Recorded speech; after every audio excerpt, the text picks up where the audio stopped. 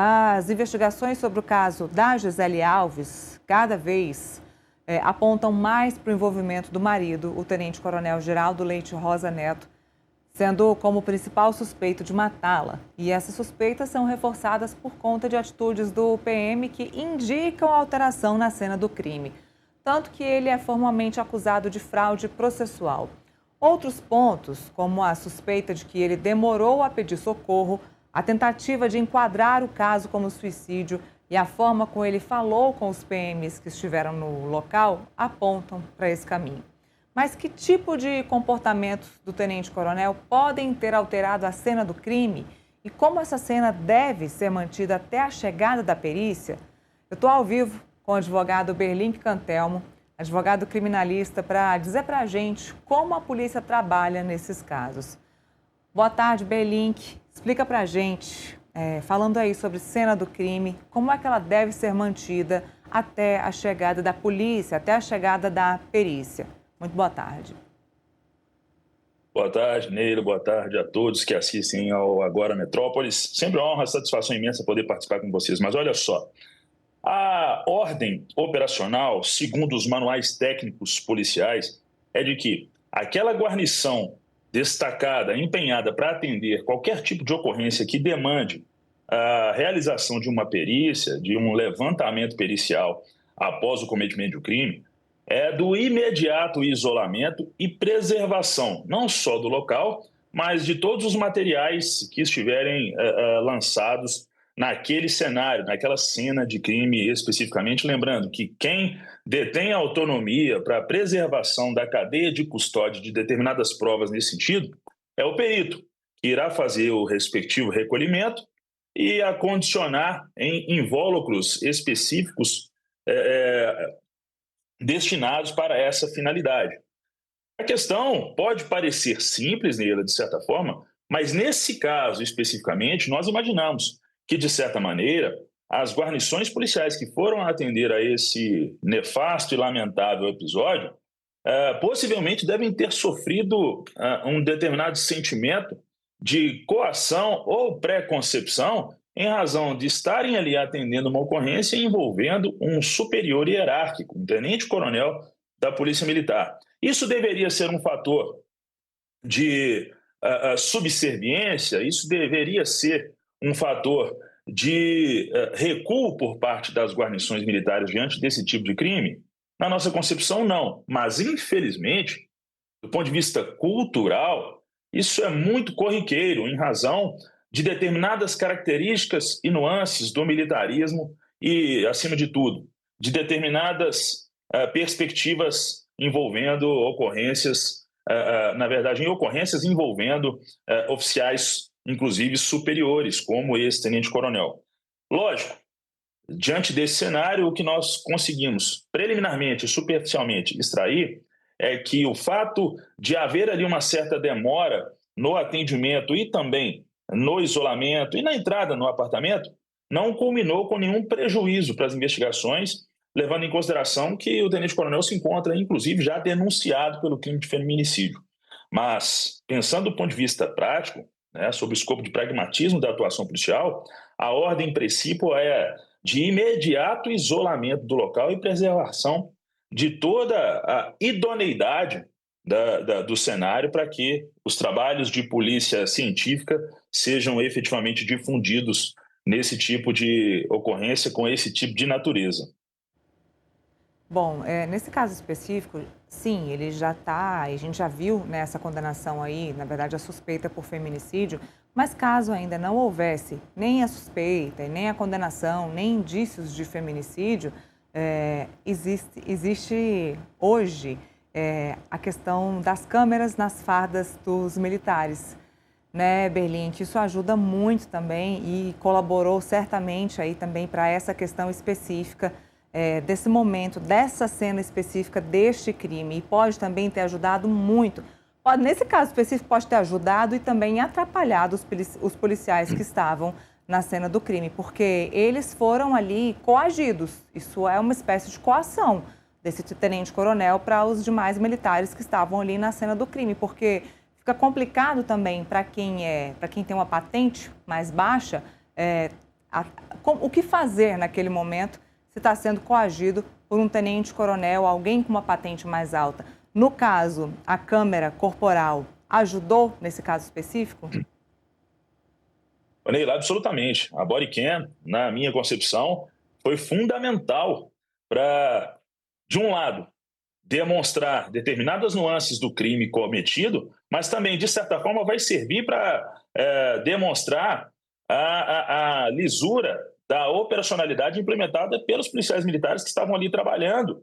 E, inclusive, segundo o ordenamento jurídico correlato às legislações institucionais que permeiam Código de Ética ou Regulamento Disciplinar das Polícias Militares, qualquer tipo de interpretação pautada por imputar alguma transgressão disciplinar àqueles militares em razão desse episódio, deverá ser considerada como ineficaz e vazia, levando em consideração a coação, talvez irresistível, desenvolvida pelo tenente-coronel em desfavor daqueles subordinados. E isso é fator de justificação, é uma causa de justificação que elide, que afasta qualquer acusação do ponto de vista administrativo disciplinar que, porventura, venha a recair sobre os militares que atenderam a ocorrência. Lembrando que seria algo também totalmente fora de contexto e, de certa forma, impróprio submeter esses militares a um processo administrativo disciplinar em razão desse episódio, né? Sobretudo em razão da roupagem, né, do fato. Agora, um tópico interessante disso tudo é o seguinte, Neila. A interpretação quanto ao cometimento do crime de feminicídio baseia-se mais nas extrações das conversas de aplicativos de mensagem desenvolvidas entre o tenente-coronel e a militar do que propriamente dita essa intervenção em flagrante das guarnições policiais militares. Lógico, em algum momento ele poderia apagar ali as mensagens, mas isso não seria suficiente para esconder o crime, porque hoje nós já sabemos que existem vários softwares, dentre eles o UFED Reader da empresa Cellebrite, que detém a autonomia performática de extrair essas conversas ali dos aparelhos de telefone celular. E dali, daquela linha editorial, daquelas narrativas extraídas das conversas, é que, de fato, nós podemos extrair todo o background de misoginia, de questões de gênero que vão realmente fundamentar a acusação que versa sobre o crime de feminicídio nesse sentido contra essa senhora. Sobre a questão da mudança da cena do crime, ele não só mudou a cena do crime, no depoimento dele, que a gente viu agora há pouco, ele fala que a ex-mulher se matou com a arma dele no apartamento dele, né? Eu disse aqui, ele continua reafirmando que o apartamento é dele, ele continua com essa questão de que tudo é muito dele, né? A gente vai mostrar depois essas mensagens que você acabou de citar, o quanto ele era machista, e machista num nível assim altíssimo, de que tudo era dele, a esposa era dele, ela era uma peça, como se fosse realmente uma peça dele, uma peça dele, o apartamento era dele, era tudo dele, nada era do casal. E nessa questão da cena do crime específica, ele não só mudou a cena do crime, como ele teve a questão dos banhos, né?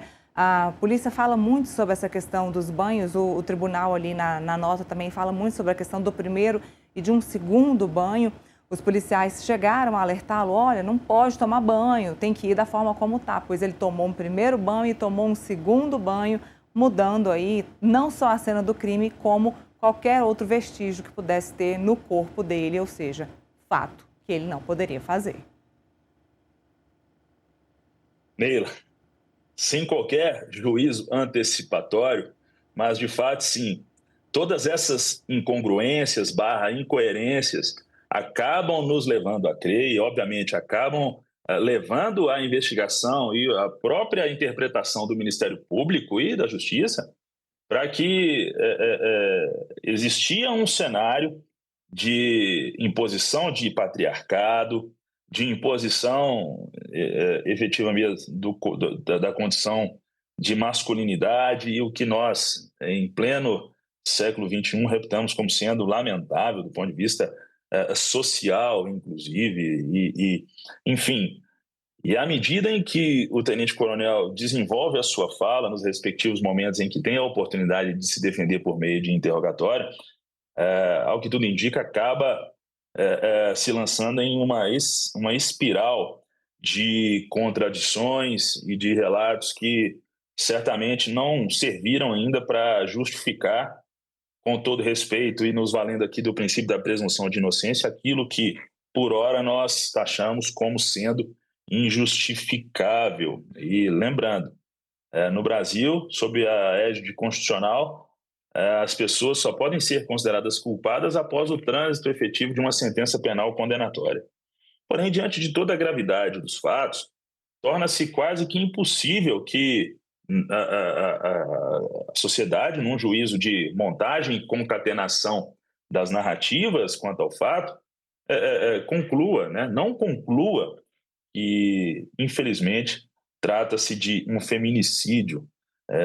As conversas extraídas ali da plataforma de mensagens instantâneas remontam um contexto inadmissível numa relação madura, numa relação normal, né, por assim dizer, como se espera numa relação entre homem e mulher no campo de normalidade social. E talvez nós nem tenhamos condições de tratar isso como uma patologia social nesse momento, seria algo até muito precoce.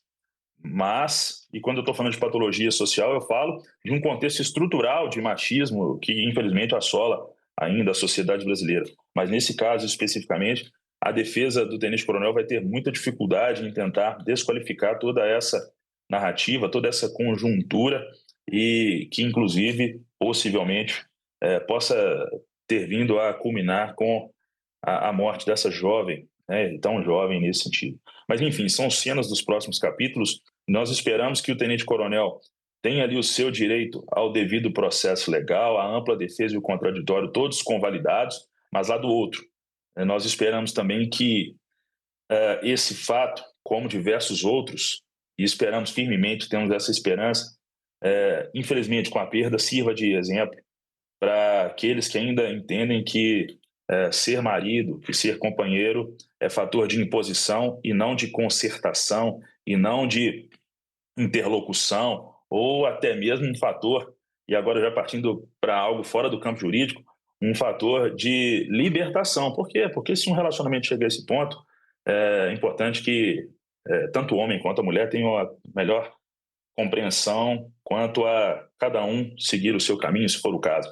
Mas do ponto de vista jurídico, essas serão cenas dos próximos capítulos a serem realmente analisadas pelo Tribunal Social, por um conselho de sentença formado ali por 7 jurados, possivelmente em um plenário do Tribunal do Júri em São Paulo, que é o caminho natural e certamente esse caso seguirá de acordo com o ordenamento processual penal brasileiro, sendo que agora certamente ele será submetido à primeira fase do Tribunal do Júri, que nós chamamos de juízo sumariante, do latim iudicium accusationis, para que, num segundo momento, em se tratando de ser pronunciado, seja submetido ao juízo da causa, iudicium causae, perante o Tribunal do Júri, de onde lá poderá sair ou absolvido ou condenado pelo tribunal formado por entes da sociedade, por juízes leigos que compõem